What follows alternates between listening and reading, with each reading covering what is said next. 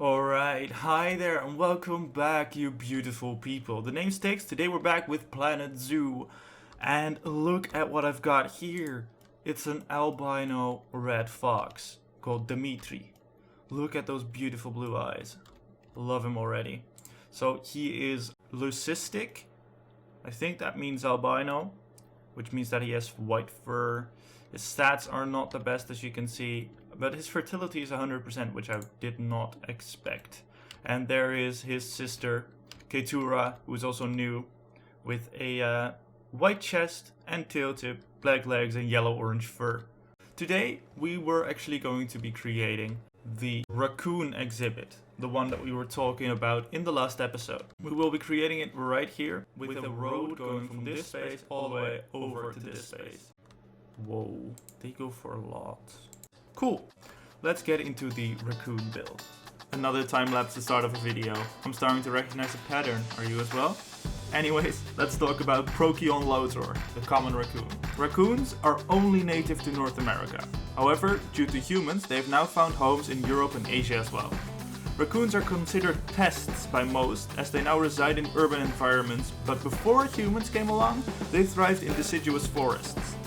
They are extremely intelligent and have very dexterous paws, giving them the ability to open containers with ease and wash their food. They are so well adapted that they can thrive in almost any temperate climate. This fact caused them to be introduced into the Invasive Alien Species of Union Concern list, which means that it is illegal to spread the raccoons in any way in the European Union. This includes transportation, breeding and releasing of specimens. Raccoons are well known for their habit of washing food before eating it. Like this raccoon who tried to wash cotton candy and found out the hard way that it don't work like that. Their name is even derived from this fact. Arathkone, sorry if I misread this, means animal that scratches with its hands, and is the Native American name for raccoons.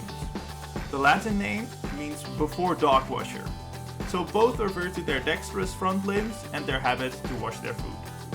Raccoons are part of the Procyonid family of mammals. This family consists of ringtails, raccoons, and cacomyces.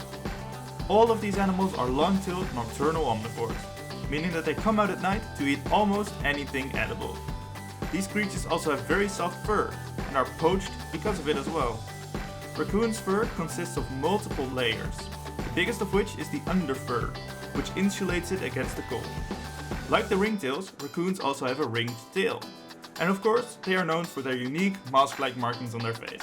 These markings and its habit of stealing food often cause the raccoon to be portrayed as a stereotypical thief and mischievous creature.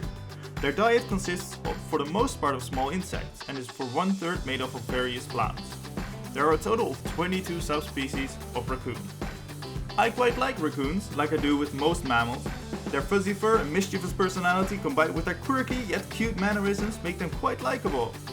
I am, however, not from a place raccoons like to call home, and because raccoons are a member of the previously stated invasive species list, I do not think I'm going to encounter them in my day-to-day anytime soon. Their nickname Trash Panda is also one of my favorite things in the world. This is all I have to say on the critters, so I'm gonna let you watch in peace now as I finish up. See ya after the time lapse.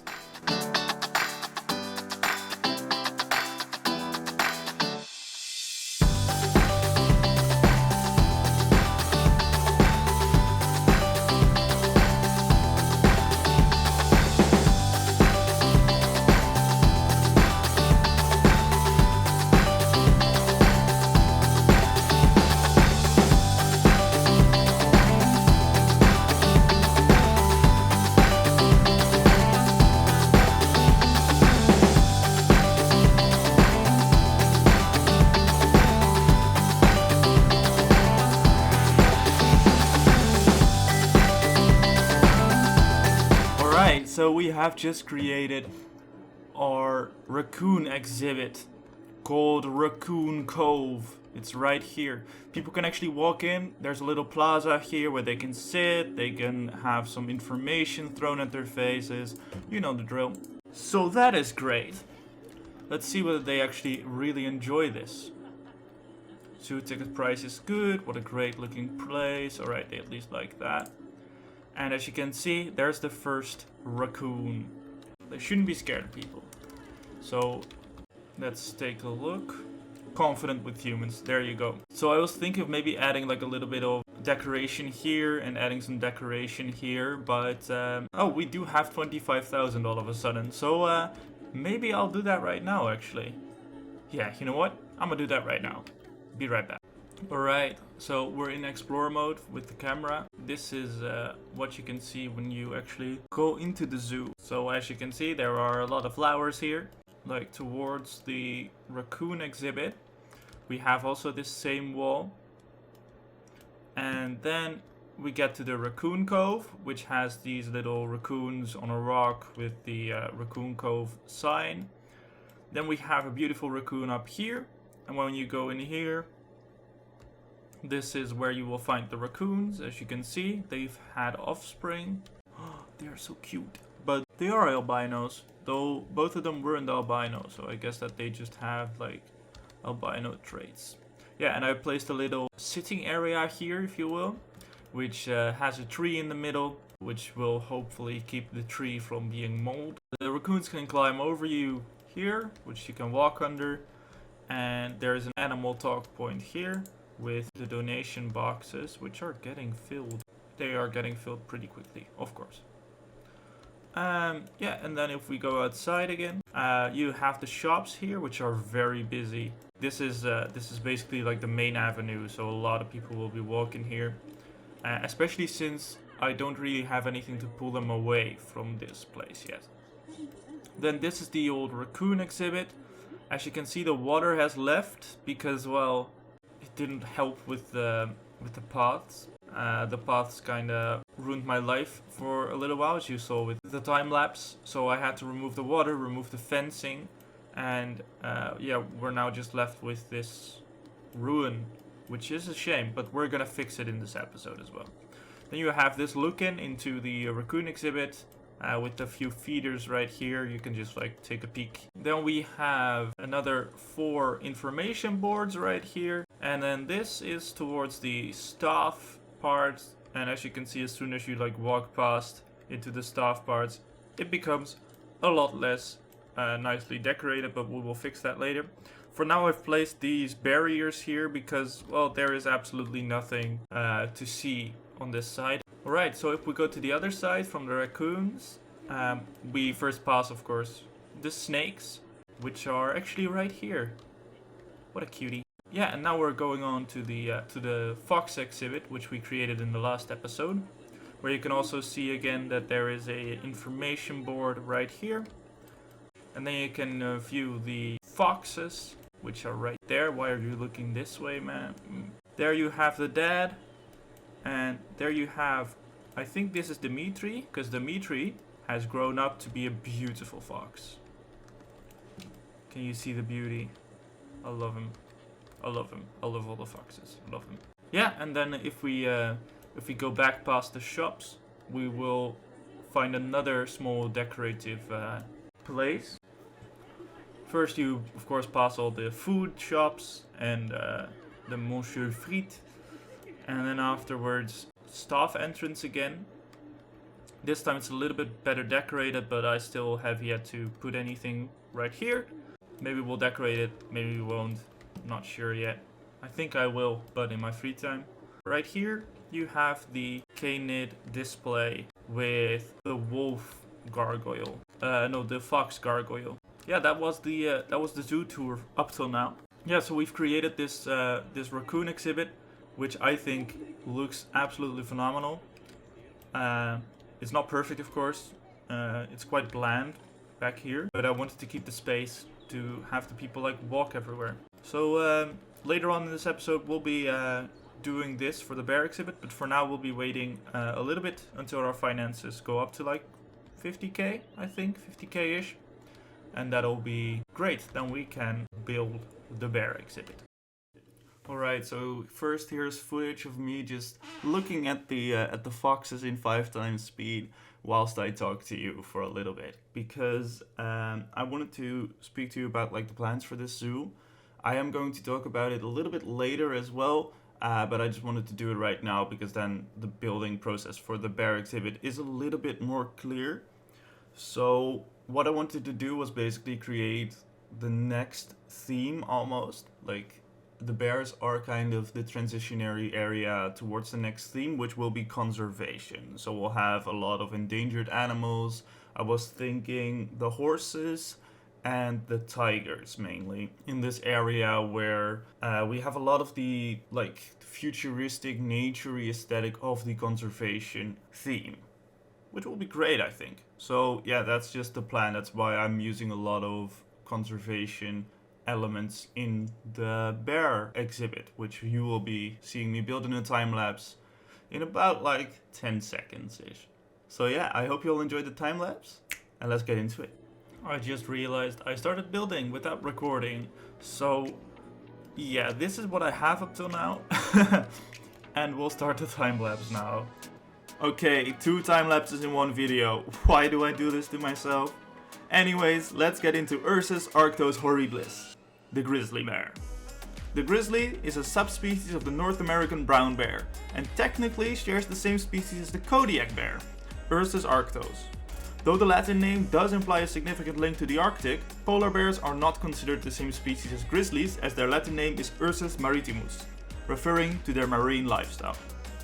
Brown bears find their origins on the Eurasian continent, so not the American continent. They are referred to as grizzlies only in North America. The rest of the world call them brown bears. They are on the least concerned conservation status because brown bears are very well adapted to living in the northern regions of the world. They find a home in the Himalayas, China, Canada, the US, Hokkaido, Finland, Scandinavia, the Balkans, Picos de Europa, but also the more southern regions of Romania, Iran, Anatolia, and Caucasus. Brown bears are considered dangerous animals by most humans and have therefore faced the wrath of society, reducing their populations in many regions of the world to near extinction. Brown bears have many subspecies, which I will not be going into too much during this time lapse as we only have time for grizzlies. I do however recommend reading up on them as they are indeed very fascinating. Grizzlies are among the biggest and toughest of the brown bears. They are omnivores belonging to the carnivora family. Their diet consists of plants and small game, but also feature beasts such as moose, elk, bison, and even black bears. Black bears are known to climb into trees when fleeing a grizzly because they tend to be better climbers, as shown in this small clip. Grizzlies might look fuzzy and cute, but they are forces of nature you do not want to be on the wrong side of. They are big enough to scavenge and steal prey, which they tend to do as well. Grizzlies, like most brown bears, hibernate each year for 5 to 7 months. They tend to do this only when in a colder climate though, as those found further south skip this ritual. During this time, new bears are born and a lot less energy is consumed. Mixed with the fact that bears prepare for this ritual by gaining 180 kilograms, most are more than fine not eating for that amount of time. I love bears, but I fear them too. I grew up on Disney films, one of my favorites being Brother Bear, which makes me think of bears as cuddly and cute. Though I now know I should not mess with the brown bears. Black bears are decent if you stand far enough away, and if they don't have cubs. But grizzlies are not to be trifled with. I do love how cuddly they look though, and their coats almost always want to make me join them in hibernation, though I would almost definitely not survive. Anyways, I got a ton more on bears, but this already takes up more than enough time. See ya after the time lapse.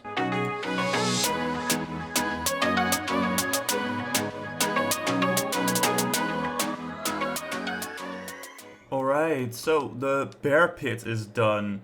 As you can see, it's quite pretty actually, I love it. Yeah, I didn't record the start of the time lapse, but luckily that was only the rim, like the stones that are right here, which is quite a boring task actually. So I got lucky with that one. But yeah, let's actually take a tour through the entire thing. Let's just start right here, which is at the new staff center. So these staff buildings are prefab, these 3. This one isn't, I created that myself. So they are kind of like placeholders. I was building till late last night and I didn't really want to decorate them just yet. I wanted to get a good idea of what I wanted first because I don't really like the boxy look of this staff room. So I just put in some prefabs and called it a day, and we'll be remaking those, or at least I will be remaking those certainly Most likely in my own time though, but you will get an update once we get there. Yeah, we're now in the bear exhibit. As you can see, I do use the conservation stuff, which I have talked about before. Yeah, I just really like these blinds, and they give like a little bit of shelter, which is really good for the bears. I've also allowed them to have a little bit of a cave right here. Yeah, so the bears can't escape. I've created with the same blinds as used here. I've created these, what do you call it? Barriers, I guess? Barriers. Which makes it look like this pit that you see in a lot of movies, like the gladiatorial pits. Yeah, that's why it's called the bear pit, because those are also often named the bear pit. Look at those cuties. This is our male Tealer, and then we have our female Nichelle, who is just waking up from her well-deserved beauty rest. Yeah, they are amazing grizzly bears. At least Nichelle is a gold star, and Tealer is not so bad himself either. Yeah, back here you can actually get into the raccoon exhibit as well, from like a staff view. So I have made this a different work zone. The bear and conservation area, I might add the raccoons to that work zone as well, and then just have the foxes have their little friends over on the other side of the zoo. Yeah, this was actually very difficult to create, the blind system. It's created from blinds and their lats, they're called, right? The slats, the blind slats. And it creates this really nice aesthetic of you still feeling separated from the bears, as it's kind of like a blind, if you will. It's kind of like a semi-transparent wall, but it still allows you to directly view into the habitat, which I think the people like as well. They find the habitat very barren, but you can get a good view. Yeah, I've actually, that is an accident that it's very barren. I wanted the conservation elements, like the decorative large building and the small building over there, I wanted them to really pop and create like this utopia vibe. But yeah, this part is really barren still. Might actually add a few trees, but I don't want to risk them being able to climb out. So I might add some small trees. Same over here. There's still a lot of open space I see now. Okay, yeah, so as I was talking about the plans for the future, that will be right here. This will be the part where the conservation area is, and then right here will be a different theme, which you guys might leave in the comments down below, if you will, you people, because I really don't know what to put here. But then again, we don't have the conservation theme finished yet. As you can see, our finances have actually gone up during the time lapse, which is quite funny actually, which means that we are definitely ready for some more expansion. So yeah, that is basically it for today's episode. We did quite a lot. We got quite a lot done. We revamped the entire raccoon exhibit and moved it right here, and we created the bear pit, which is now right here and is drawing already a lot of people around the bear pit itself, which I really enjoy because it was getting crowded back here with the foxes.